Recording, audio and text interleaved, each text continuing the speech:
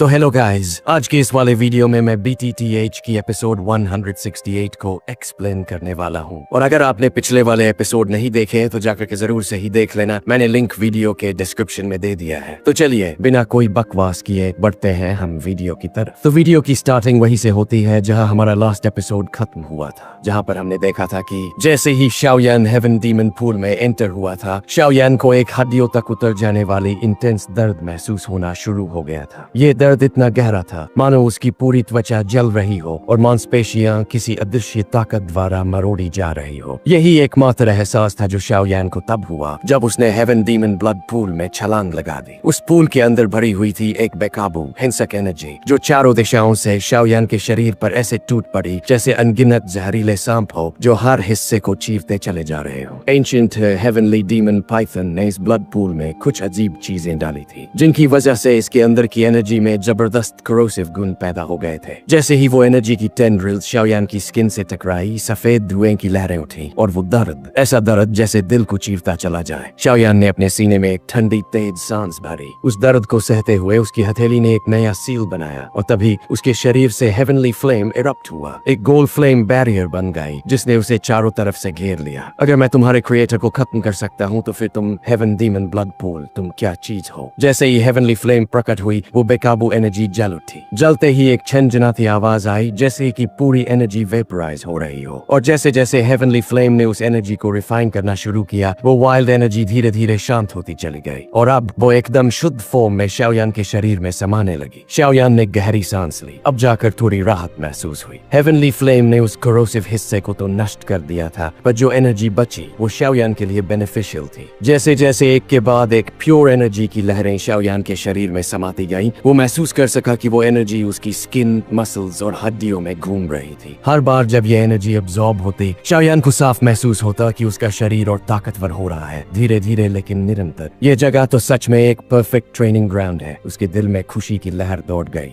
अगर सब कुछ ऐसे ही चलता रहा तो वह इसी ब्लड पूल की एनर्जी के दम पर किंग कॉन्ग ब्लास्ट बॉडी को उसके पीक तक पहुंचा सकता था। और सबसे बड़ी बात, वह 8th स्टार से ब्रेक थ्रू करके 9 स्टार डाउजून बन सकता था। हेवन डीमन ब्लड पूल की एनर्जी बेहद भयानक थी। इस पूल में हेवन डीमन पाइथन ने सैकड़ों सालों से नेचुरल ट्रेजर्स जमा किए थे, लेकिन ये ताकत सिर्फ शाओयान के लिए ही उपयोगी थी क्योंकि ये एनर्जी भले ही ज्यादा थी लेकिन एकदम इम्प्योर थी। हेवन डीमन पाइथन जैसे ब्रूट क्रीचर्स के लिए ये एनर्जी फिट थी। उनकी कब्ज अगर इसे अब्सॉर्ब करती तो शायद वो इवॉल्व कर पाती, लेकिन अगर कोई इंसान इसे अब्सॉर्ब करने की कोशिश करता तो उसका पूरा इंटरनल सिस्टम गड़बड़ा जाता, उसके सालों की मेहनत भी बेकार हो जाती। लेकिन शाओयान अलग था। उसके पास था हेवनली फ्लेम। उसकी टेम्परेचर इतनी फ्राइटफुल थी कि सारी इम्प्योरिटीज एक झटके में जलकर राख हो जाती। अब शाओयान ने अपने पैर मोड़े और क्रॉस लेगेड उस ब्लड पूल के बीच बैठ गया। लगातार एनर्जी उसके शरीर में समा रही थी। उसकी आंखें बंद थी और वो शांति से ब्रेक थ्रू के उस पल का इंतजार कर रहा था। 2 दिन ऐसे ही बीत गए। काइलिन, लिटिल फेरी डॉक्टर, यून यून और बाकी सभी हेवन डीमन पाइथन की टेरिटोरी में उसी माउंटेन पर रुके हुए थे। ये इलाका काफी सेफ था क्योंकि यहाँ कोई फेरोशियस बीस्ट नहीं था। एंशिएंट हेवन डीमन पाइथन जो चिंगलिन के कंट्रोल में था, उसे बाहर छोड़ दिया गया था। वो बस माउंटेन के टॉप पर कॉइल बनाकर बैठा था और पूरे दिन एक डेंस ब्लैक फॉग उगलता रहता था। इन 2 दिनों में कई एक्सपर्ट्स वहां आए, लेकिन जैसे ही उन्होंने उस डरावने जानवर को देखा, उनके चेहरे बदल गए और उन्होंने रास्ता बदल लेना बेहतर समझा। आखिर कोई भी इंसान एक पीक डाउजून लेवल के रेड आइड बीस्ट से बेवजह भिड़ना नहीं चाहता, और इसी फियर की वजह से वो सभी लोग शांति से रह सके और शाओयान की ब्रेक थ्रू का इंतजार कर सके। इधर केव के अंदर ब्लड पूल का पानी अब आधा रह गया था। उसका स्कारलेट रंग भी काफी फीका पड़ चुका था। शाओयान ने इन 2 दिनों में उसकी आधी से ज्यादा एनर्जी अब्सॉर्ब कर ली थी। पूल के बीचों बीच शाओयान का आधा शरीर दिखाई दे रहा था। उसकी स्किन अब 2 दिन पहले से कहीं ज्यादा गुलाबी और ब्लड रिच लग रही थी, जैसे उसके अंदर हजारों गैलन्स खून जमा हो। वो अब भी बिल्कुल स्थिर था, एकदम मूर्ति की तरह। लेकिन हर कोई महसूस कर सकता था कि उसके अंदर एक वोल्केनो जैसा एनर्जी बिल्ड हो रहा है, एक ऐसा विस्फोट जो ब्रेक थ्रू की तलाश में है। और फिर तीसरा दिन आ गया। ब्लड पूल का पानी अब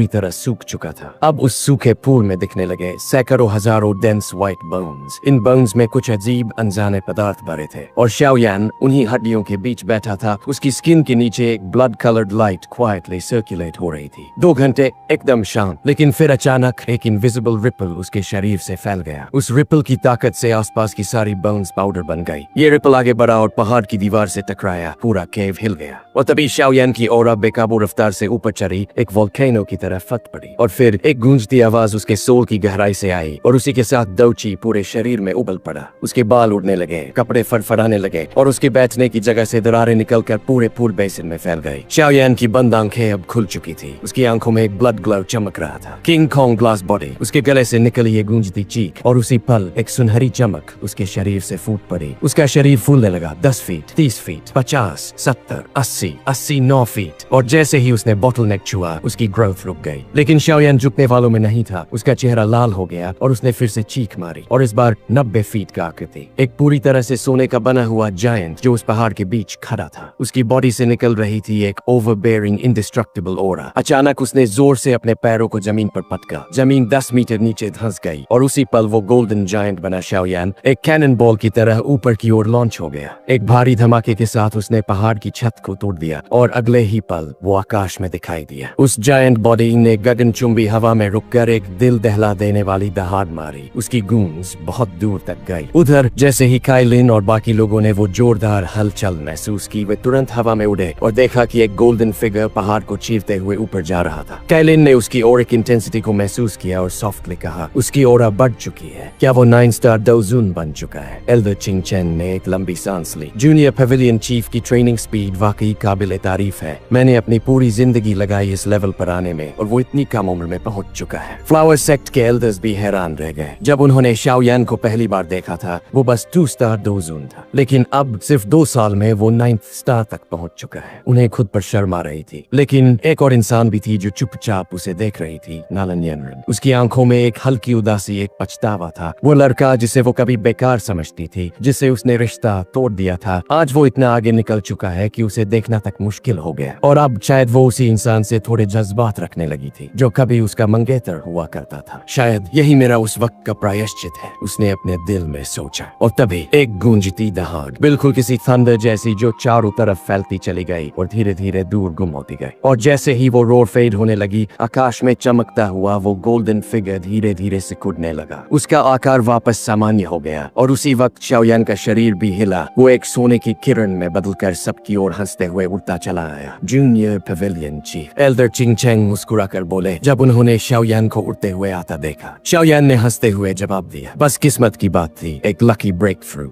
उसने अपना शरीर हल्का मोड़ा और तभी एक जबरदस्त स्ट्रेंथ का एहसास उसके पूरे वजूद से छलक उठा। अब वो 3 दिन पहले से कहीं ज्यादा ताकतवर था। 8th स्टार डोजून की पीक और 9th स्टार डोजून के बीच बस एक स्टेप का फर्क था, लेकिन असल में ये एक विशाल अबिस जैसा फासला था। शाओयान के अपने अंदाजे के हिसाब से अगर वो अपनी किंग कॉन्ग ग्लास बॉडी और क्लैन टैटू की ताकत को पूरी तरह अनलीश कर दे तो उसकी स्ट्रेंथ 4 या 5 चेंज पीक डोजून के बराबर होगी। और अगर उसमें ग्रेट हेवन क्रिएशन पाम और उसके दूसरे पावरफुल 2 स्किल्स भी शामिल कर लिए जाएं तो वो एक 6 चेंज पीक डोजून से भी टकरा सकता था। शाओयान ने कैजुअली पूछा, इन कुछ दिनों में यहाँ कुछ हुआ? जब सबने सिर हिलाकर नहीं कहा तो उसने भी हल्की सी मुस्कान दे दी। फिर उसकी नजर एंशिएंट वेस्टलैंड रीजन के सबसे गहरे हिस्से की ओर गई। उसकी आंखें हल्की से खुली और वो बोला, हमने पहले ही कई दिन गवा दिए हैं, अब और देर नहीं करनी चाहिए। जल्दी से एंशिएंट रीजन स्टेज की ओर बढ़ना होगा। देर से पहुंचना ठीक नहीं होगा। काइलिन और बाकी सब ने सहमति में सिर हिलाया। पिछले 3 दिनों में लगभग 1 दर्जन से ज्यादा ग्रुप्स इस माउंटेन के पास से गुजरे थे और जिस डायरेक्शन में वो जा रहे थे उससे साफ था कि उनका डेस्टिनेशन भी एंशिएंट रीजन स्टेज ही है। शायद वहाँ अब तक काफी एक्सपर्ट्स इकट्ठा भी हो चुके होंगे। चलो अब और समय बर्बाद नहीं करना चाहिए। शाओयान ने तुरंत अपना हाथ लहराया और आदेश दिया। चिंगलिन हंसते हुए हेवन डीमन पाइथन की ओर इशारा करती है, क्यों न इस बड़े फेलो को ही राइड बना ले। एंशिएंट वेस्टलैंड रीजन में इसकी ताकत टॉप टियर में आती है। अगर रास्ते में कोई फेरोशियस बीस्ट आ भी गई तो इसकी फियर्स प्रेजेंस से ही सब हट जाएंगे और हमें कम तकलीफ होगी। शाओयान एक पल को चौंका, फिर मुस्कुराकर हामी भरी और अगले ही पल वो हेवन डीमन पाइथन के बड़े से शरीर पर कूद पड़ा। उसके पीछे पीछे विंड के रशिंग साउंड के साथ काइलिन, लिटिल फेरी डॉक्टर और यूनियन भी उड़ते हुए पाइथन पर सवार हो गए। वो जो हेवन डीमन पाइथन कभी बेहद वायलेंट हुआ करता था अब चिंगलिन के कंट्रोल में एकदम जेंटल बन चुका था। जैसे ही चिंगलिन ने एक विस्टल दी, पाइथन के शरीर से डेंस ब्लैक फॉग निकलने लगी और देखते ही देखते वो फॉग एक काली बादल बन गई, जिसे पाइथन ने अपने नीचे ले लिया। फिर उसकी मैसिव बॉडी बिजली की रफ्तार से एंशिएंट वेस्टलैंड रीजन के डीपेस्ट हिस्सों की ओर दौड़ पड़ी। वो माउंटेन जहाँ शाओयान का ग्रुप रुका हुआ था, एंशिएंट रीजन स्टेज से बहुत दूर था। अगर नॉर्मल तरीके से जाते तो कम से कम 3 दिन लग जाते, लेकिन हेवन डीमन पाइथन की राइड से ये ट्रैवल बहुत फास्ट हो गया। उसकी फियर्स रेपुटेशन ने रास्ते की सारी मुश्किलें खुद ब खुद दूर कर दी। जितने भी फेरोशियस बीस्ट्स थे वो पाइथन की प्रेजेंस महसूस करते ही रास्ते से हट गए। जो बीस्ट्स उसकी स्ट्रेंथ के बराबर थे उन्होंने भी टक्कर लेने की हिम्मत नहीं की और यूं शाओयान का स्पीड बहुत ज्यादा बढ़ गया। रास्ते में शाओयान को कुछ नई फैक्शंस भी मिली। ज्यादातर वो फैक्शंस थी जिनका नाम उसने पहले कभी सुना भी नहीं था। ये वो क्लैंस थे जो अक्सर लो प्रोफाइल रहते थे। जैसे एक फैक्शन था क्लाउड विंड सेक्ट। शाओयान ने इसका नाम तक नहीं सुना था, लेकिन उनके पास 3 पीक डोजून एक्सपर्ट्स थे। उनमें से एक तो आधा कदम बैन शेंग में भी रख चुका था। मतलब ये फैक्शंस प्रोफाउंड स्काई सेक्ट जैसे बड़े नामों के एल्डर्स या इवन ग्रैंड एल्डर्स के बराबर ताकत रखते थे। फिर भी शाओयान ने उनसे दोस्ती करने की कोई कोशिश नहीं की। सभी फैक्शंस एक ही मकसद से आए थे, बोधिसत्व एंशिएंट ट्री। और जब मकसद एक हो तो चाहे रिश्ता जितना भी सॉफ्ट क्यों न हो, वो टूट ही जाता है। कुछ फैक्शंस शाओयान के राइड को देखकर आगे आना चाहते थे दोस्ती जताने के लिए, लेकिन शाओयान ने उन्हें मौका ही नहीं दिया। उसने चिंगलिन को सिग्नल देकर स्पीड और बढ़वा दी और जो लोग कांटेक्ट करना चाहते थे वो वहीं पीछे रह गए। 2 दिन तक बिना किसी रुकावट के यात्रा करते हुए शाओयान और उसका ग्रुप धीरे धीरे एंशिएंट रीजन स्टेज के एरिया तक पहुंच गया। एंशिएंट रीजन स्टेज एक ऐसा जगह जिसे लेकर कहा जाता है कि यहाँ एंशिएंट काल में एक भीषण युद्ध हुआ था। बहुत सारे पावरफुल एक्सपर्ट्स उसी बैटल में मारे गए थे और उस युद्ध की तीव्रता ने इस जमीन पर एक अजीब दबाव पैदा कर दिया था। यही वजह थी कि एंशिएंट वेस्टलैंड रीजन के इतने खतरनाक इलाके में सिर्फ यही एक जगह थी जहां कोई फेरोशियस बीस्ट फटकने तक की हिम्मत नहीं करता। साथ ही ये एंशिएंट रीजन स्टेज मिडिल और डीपेस्ट रीजन के बीच के इंटरसेक्शन पर था। यहीं से डीपेस्ट रीजन में प्रवेश किया जा सकता था, इसलिए ये जगह एक सेफ रेस्टिंग स्पॉट बन चुकी थी। जब शाओयान का ग्रुप एंशिएंट रीजन स्टेज से करीब 5 किलोमीटर दूर था, तब हेवन डीमन पाइथन को वापस विथड्रॉ कर लिया गया। उसका आकार बहुत बड़ा था जो सबका ध्यान खींचता और फिलहाल अननेसेसरी ट्रबल से बचना जरूरी था। इसके बाद शाओयान और उसका ग्रुप हवा में और करीब 10 मिनट तक उड़ते रहे और तभी उनके सामने एक विशाल स्क्वायर प्रकट हुआ। सभी थोड़े चौंक गए, लेकिन फिर जैसे ही उन्होंने वहां खड़े इंसानों की भारी भीड़ देखी, सब कुछ साफ हो गया। यही थी एंशिएंट रीजन स्टेज। शाओयान ने धीमे स्वर में कहा, एवरीवन सावधान रहना। ये एंशिएंट वेस्टलैंड रीजन का सबसे खतरनाक इलाका था और इतने सारे लोगों को एक साथ देखकर एक पल को भले ही दिल को राहत मिली हो, लेकिन शाओयान जानता था कि यह भरोसा नहीं किया जा सकता। सबने उसका इशारा समझते हुए सहमति में सिर हिलाया। कुछ ही पलों में वे 1000 मीटर से ज्यादा की दूरी तय कर चुके थे और जैसे ही वे मैसिव स्क्वायर के पास पहुंचे, उन्होंने धीरे धीरे अपनी उड़ान रोकी और लैंड किया। उनके अराइवल ने कुछ लोगों का ध्यान खींचा, लेकिन ज्यादा देर किसी ने नहीं देखा क्योंकि हर कुछ देर में कोई न कोई ग्रुप यहाँ आ ही रहा था। इन लोगों पर खून की बदबू बहुत ज्यादा है। शाओयान की नजर पूरे क्राउड पर घूमी। कई छोटे छोटे सर्कुलर ग्रुप्स में बांटे हुए लोग जिनसे एक जैसी ब्लडी सेंट आ रही थी, लेकिन ये इंसानों का नहीं बल्कि फेरोशियस बीस्ट्स का खून था। क्या ये लोग मिलकर उन बीस्ट्स का शिकार कर रहे हैं? शाओयान के दिल में सवाल उठा, पर उसने कुछ कहा नहीं, बस अपने ग्रुप के साथ स्क्वायर के बीच की तरफ बढ़ता रहा। गू क्लैन जैसी ताकतवर क्लैन शायद इस मौके को हाथ से नहीं जाने देंगे, क्योंकि बोधिसत्व हार्ट और बोधिसत्व सीड जैसे आइटम्स उनके यंगर जनरेशन के लिए चमत्कारी हो सकते थे। कुछ नए एलिट डोशेंग्स तक निकल सकते थे, लेकिन शाओयान को गू क्लैन से कोई मतलब नहीं था। उसे तो सिर्फ शूनर चाहिए थी। गू क्लैन में उसकी स्टेटस इतनी हाई थी कि वो जरूर इस मौके पर भेजी गई होगी। कैलिन की खूबसूरती,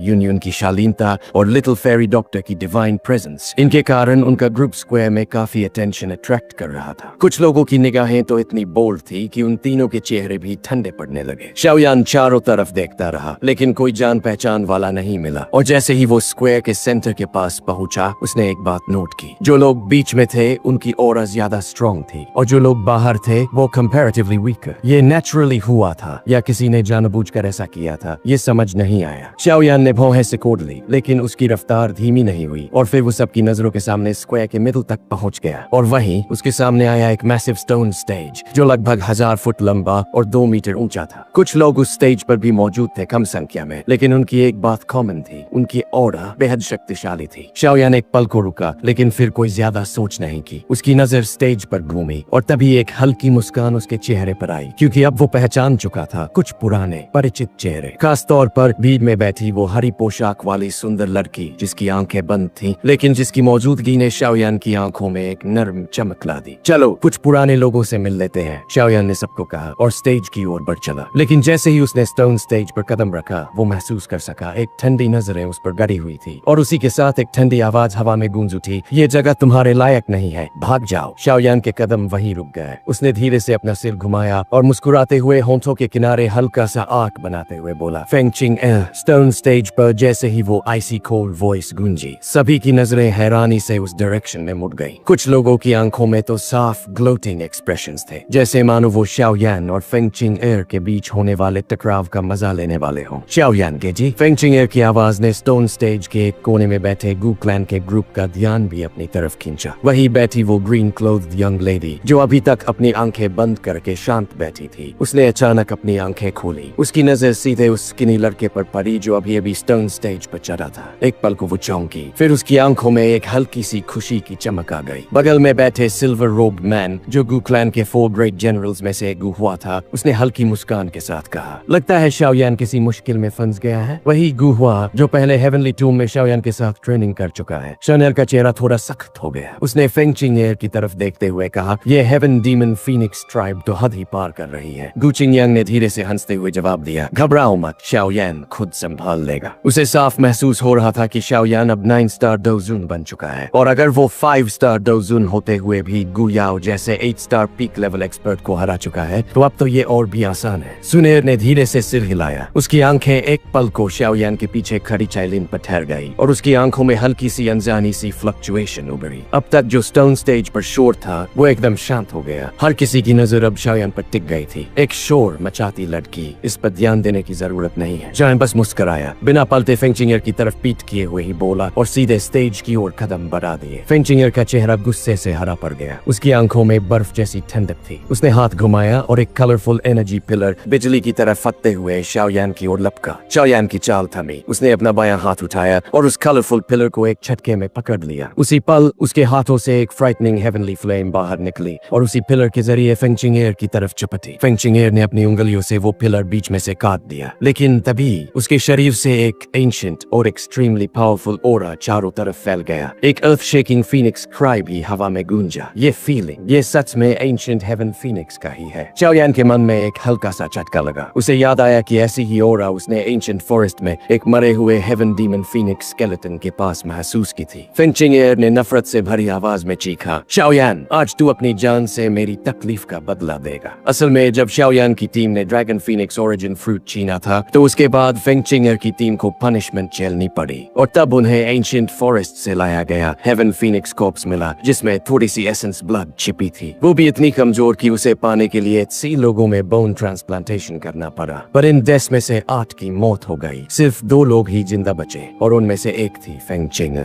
चाइलिन और बाकी सभी की आंखों में अब ठंडापन था। उनका दोची एक्टिवेट हो गया था और वो सब फेंगचिंग एर की तरफ घूर रहे थे। तभी फेंगचिंग एर के पीछे से एक ठंडी आवाज आई, तुम शाओयान हो? चिंग एर अगर तुम्हें चैलेंज कर रही है तो ये मुकाबला सिर्फ तुम दोनों के बीच होगा। बाकियों को दखल नहीं देना चाहिए, वरना नुकसान तुम्हारा होगा। सभी ने मुड़कर देखा। एक व्हाइट रोब्ड मैन जिसकी आंखें मल्टी कलर्ड थी, रेयर और बहुत ही अजीब। उसके पीछे हेवन डीमन फीनिक्स ट्राइब के दर्जनों एक्सपर्ट्स खड़े थे जो किसी भी पल हमला कर सकते थे। लेकिन उसी पल दूसरी दिशा से एक शांत आवाज गूंजी, हो सकता है नुकसान तुम्हारे लोगों का हो। अब उस स्ट्रेंज आइड मैन ने मुड़कर देखा। सामने थे गू चिंगयांग। गू चिंगयांग ने हल्की मुस्कान के साथ कहा, हमें दखल देने की जरूरत नहीं अगर लड़ाई 1-on-1 हो, लेकिन नंबर्स में किसी को दबाया जाए तो वो बर्दाश्त नहीं होता। शाओयान ने हल्की सी मुस्कान दी, लेकिन उस सुनर पर ही थी। शाओयान को समझ आ गया था कि गू क्लैन जैसी बड़ी क्लैन भी सिर्फ शुनर के लिए उसे सपोर्ट कर रही है। शुनर ने शाओयान को देखकर एक स्वीट सी मुस्कान दी, जैसे फूल पल भर के लिए खिला हो। आसपास के एक्सपर्ट्स भी उसकी मुस्कान पर एक नजर डालने से खुद को रोक नहीं पाए। वो कलरफुल आइड मैन बोला, ठीक है। फिर फेंगचिंग एर की तरफ देखकर बोला, चलो देख लेते हैं क्या कर सकते हो। फेंगचिंग एर ने ठंडी नजर से शाओयान की ओर देखा और चीखी, शाओयान, क्या तुम्हें हिम्मत है मेरा चैलेंज एक्सेप्ट करने की? शाओयान ने बस एक हल्की सी मुस्कान दी, एज यू विश। उसने अपने पीछे खड़े लोगों को इशारा करके रोक दिया। यहाँ ज्यादातर लोग अजनबी थे। उनकी आंखों में मजा लेने की ग्लोटिंग लुक थी। शाओयान आगे बढ़ा, उसकी आंखों में एक ठंडा खतरनाक चिल था। फेंग चिंगर अब भले ही 3 चेंज पीक डोजून बन चुकी थी, लेकिन उसके मुकाबले शाओयान बहुत आगे था। फेंग चिंगर के चेहरे पर एक कोल्ड स्माइल था। उसने जमीन पर जोर से पैर मारा और एक साथ चारों तरफ से कलरफुल सिल्क्स निकले। वो इतनी तेज थी जैसे 100 ब्लेड्स शाओयान को काटने आ रही हो। चारों तरफ सिर्फ मौत का घेरा, लेकिन शाओयान बस धीरे से मुस्कुराया। ये वही पुरानी ट्रिक्स है, ताकत बड़ी है लेकिन कंट्रोल नहीं है, जैसे कोई भिखारी जिसे कोई कीमती चीज मिल गई हो। शाओयान ने अपने शरीर से एक डेंस फ्लेम बाहर निकाली। वो फ्लेम चारों तरफ फैल गई और जैसे ही वो कलरफुल सिल्क्स उसमें घुसी, पल भर में राख बनकर उठ गई। शाओयान बस धीरे धीरे कदम बढ़ा रहा था। पूरा अरीना उसे देख रहा था। अब फेंग चिंगर का चेहरा गुस्से से तमतमा गया। Heaven phoenix shadow. उसके शरीर से एक massive 1000 foot heaven phoenix illusory form निकली, जिसने पूरा आसमान ढक लिया। वो फीनिक्स गूंजती हुई अपने पंख फैलाकर शाओयान की तरफ बिजली की रफ्तार से लपकी। शाओयान ने सिर उठाया, फीनिक्स को देखा। उसे पूरा यकीन था कि ये शक्ति उसी एंशिएंट फीनिक्स स्केलेट से आई है जो उन्होंने फॉरेस्ट से लाया था। शाओयान मर जा। फेंग चिंगर की आवाज से पूरी जगह गूंज गई। अब शाओयान के पास पीछे हटने का भी रास्ता नहीं था, लेकिन शाओयान बस हंसा। अब भी वही छोटी छोटी ट्रिक्स। वो मुस्कुराया और उसके डार्क ब्लैक आई से एक तेज गोल्डन लाइट बाहर निकली, जैसे आसमान में कोई गोल्डन सन अचानक इरप्ट कर गया हो। ज्यादातर लोग उस चुभती हुई ब्राइट लाइट से अपनी आंखें सिकोड़ने लगे। जहाँ वो रोशनी फैली थी, वहाँ कोई इंसानी फिगर दिखाई नहीं दे रहा था, बस चारों तरफ आंखों को चकाचौंध कर देने वाली गोल्डन लाइट। हालांकि कुछ देख नहीं पा रहे थे, लेकिन स्क्वायर पर मौजूद ये लोग कोई आम इंसान नहीं थे। उनकी संवेदनाएं साफ महसूस कर रही थी। आसमान में एक विशाल हेवन फीनिक्स इल्यूजरी फिगर, जिसके अंदर से निकल रही थी बेहद मैजेस्टिक और टेरिफाइंग एनर्जी। और फिर वो सीधा टकराया उस जगह से जहाँ शाओयान खड़ा था। जैसे ही टक्कर हुई, पूरा स्क्वायर जोर से हिल उठा। जमीन पर से एक जबरदस्त एनर्जी रिपल निकली, जो गोलाकार रूप में बाहर की तरफ फैल गई। जो एक्सपर्ट्स पास खड़े थे, उन्हें भी 2-3 कदम पीछे हटना पड़ा। वो वाइल्ड और वायलेंट एनर्जी फैल रही थी। सबने जबरदस्ती आंखें खोली, लेकिन चारों तरफ सिर्फ धूल थी। किसी को एग्जैक्ट सिचुएशन नजर नहीं आ रही थी। कुछ एक्सपर्ट्स ने सर हिलाया। ये बंदा पीक डोजून की फुल फोर्स अटैक के सामने इस तरह अकड़ रहा है, वाकई अपनी मौत को बुला रहा है। फेंग चिंगर ने उस धूल से भरे स्पॉट की तरफ देखा। उसकी टेंशन थोड़ी ढीली पड़ी और नथुनों से एक ठंडी सांस छोड़ी। शाओयान से मिलने के बाद पहली बार उसने उसे इस हाल में पहुंचा दिया था, लेकिन उसकी ये ठंडी सांस अभी पूरी भी नहीं हुई थी कि अचानक उसी धूल भरे हिस्से की जमीन हिल गई और फिर एक गोल्डन लाइट बिजली जैसी रफ्तार से बाहर निकली। वो रोशनी पहले तो विशाल थी, लेकिन पलक झपकते ही सिकुड़कर एक पतली दुबली आकृति में बदल गई और अगले ही पल वो शख्स भूत की तरह फेंग चिंगर के सामने अपीयर हो गया। फेंग चिंगर की आंखों में हैरानी की लहर दौड़ गई। तुम, ये कैसे पॉसिबल है? शाओयान बिल्कुल सही सलामत, कपड़े तक जस के तस। लेकिन इससे पहले कि वो अगला अटैक कर पाती, एक हथेली तेजी से उसकी आंखों में भर गई। पत्थर के स्टेज पर एक साफ थप्पड़ की आवाज गूंजी। सबने देखा फेंग चिंग का नाजुक शरीर उठकर गिरा। जमीन पर घिसता हुआ लगभग 100 मीटर दूर जाकर रुका। उसके खूबसूरत चेहरे पर खून सा लाल हथेली का निशान था, होंठ के कोने पर ब्लड और आंखों में अब भी डिसबिलीफ की झलक। शाओयान ने इतनी जोर से मारा था कि वो सीधे बेहोश हो गई। तुम्हारी स्ट्रेंथ चाहे जहां से आई हो, वो तुम्हारी अपनी नहीं है। तुमने किसी अनऑर्थोडॉक्स तरीके का इस्तेमाल किया है। शाओयान की ठंडी नजरों में कोई लहर नहीं थी। उसकी आवाज काम और रिपललेस थी। असली स्ट्रेंथ वही होती है जो ट्रेनिंग से कमाई जाए। शाओयान को जब शाओ शुआन की इनहेरिटेंस मिली थी, उसने पागलों की तरह अपनी पावर नहीं बढ़ाई थी, बल्कि उसे सप्रेस किया था। मगर फेंग चिंगर ने पूरी कोशिश की अपनी ताकत तुरंत बढ़ाने की, और यही था उसका सबसे बड़ा नुकसान। ऐसे तरीके से कभी असली पीक तक नहीं पहुंचा जा सकता। चारों तरफ मौजूद लोग ठंडी सांस भरने लगे। ये बंदा तो किसी ब्यूटीफुल लड़की पर भी रहम नहीं करता। कितना वायलेंट है। अगर मैं होता तो ऐसी ब्यूटी पर हाथ नहीं उठाता। शाओयान ने नजीबोगरी ब्लाफ्स को अनसुना करते हुए हाथ छटक दिया। फेंग चिंगर का अटैक उसकी जान लेने के लिए था। वो अब उसे औरत के रूप में नहीं, बल्कि एनिमी के रूप में देख रहा था। और शाओयान अपने एनिमी पर कभी मर्सी नहीं करता, चाहे वो कितनी भी ब्यूटीफुल क्यों न हो। हेवन डीमन फीनिक्स ट्राइब के लोग और वो कलर्ड प्यूपिल्स वाला आदमी सीन देखकर स्टन रह गए। होश में आते ही ट्राइब के मेंबर्स गुस्से से भरकर खड़े हो गए हमला करने के लिए। कलर्ड प्यूपिल्स वाला आदमी धीरे से बोला, स्टॉप, चिंगर उससे वीकर है, उसे वापस ले जाओ। उसकी आंखें शाओयान पर टिकी थी। शाओयान की ठंडी फटकार उसके कानों में गूंज गई। तुम काफी स्ट्रॉन्ग हो। अगर किसी की स्ट्रेंथ टेस्ट करनी है तो खुद करो, किसी औरत को मत भेज। वो आदमी हल्के हंसी के साथ बोला, सबक मिल गया, अगली बार मैं खुद आऊंगा। लेकिन उसकी कलरफुल आईज में डेंजरस ग्लिंट थी। शाओयान के होंठों पर भी एक हल्की कोल्ड स्माइल आई। मैं तुम्हारा इंतजार करूंगा, कभी भी। फिर उसने ध्यान हटाकर काइलिन और अपने ग्रुप को लेकर गुकलैंड के ग्रुप की तरफ बढ़ गया। सिल्वर रोब्ड गुआ ने थम्स अप देकर हंसते हुए कहा, तुम वाकई रूथलेस हो। पहली बार किसी लड़की को यूं पीटते देखा है। शाओयान ने हेल्पलेस होकर सिर हिलाया। चिंग यांग और बाकियों को हाथ जोड़कर अभिवादन किया किया और उसकी नजर शुनर पर पड़ी। शाओयान ये इस बार तुम बहुत लेट हो, शुनर ने हल्की हंसी के साथ कहा। फिर उसकी नजर शाओयान के पीछे गई। ये बहन कैलिन होगी ना? मैंने तुम्हारे मुंह से इनका जिक्र कई बार सुना है। कैलिन थोड़ी चौंकी। उसने जियामा एम्पायर में शाओदिंग से शुनर के बारे में सुना था, शाओयान की चाइल्डहुड स्वीटहार्ट, जो शायद उसकी वाइफ बनती अगर वो हादसा न हुआ होता। वो जानती थी कि शाओयान के दिल में शुनर की एक बहुत बड़ी जगह है। इस नाजुक पोजीशन ने चाइलिन को थोड़ा अनईजी कर दिया, मगर फिर भी उसने पोलाइटली सिर हिलाया। शाओयान खुद भी थोड़ा एम्बेरेस्ड महसूस कर रहा था, मगर चुपचाप अपनी टीम को लेकर बैठ गया। गू क्लैन के लोगों ने गौर किया कि शाओयान के साथ ज्यादातर औरतें थी और हुनर की बात सुनने के बाद उनकी नजरें कैलिन पर गई। सबके मन में वही सवाल, क्या शाओयान वाकई दोनों औरतों को साथ रखेगा? लेकिन शुनर ने कोई डिस्टर्बेंस नहीं किया, तो सबने चुप रहना ही बेहतर समझा। शुनर ने सबको पोलाइटली ग्रीट किया, लेकिन नालन यानरन पर नजर पड़ते ही थोड़ी देर को रुकी। आखिरी मुलाकात उन्हें याद थी जब नालन यानरन ने शाओ क्लैन से एंगेजमेंट तोड़ दिया था। तब वो एरोगेंट थी, मगर अब वक्त ने उसे पॉलिश कर दिया था। यानरन का चेहरा काम था, मगर मन में वो उस वक्त को याद कर रही थी। शुनर की ठंडी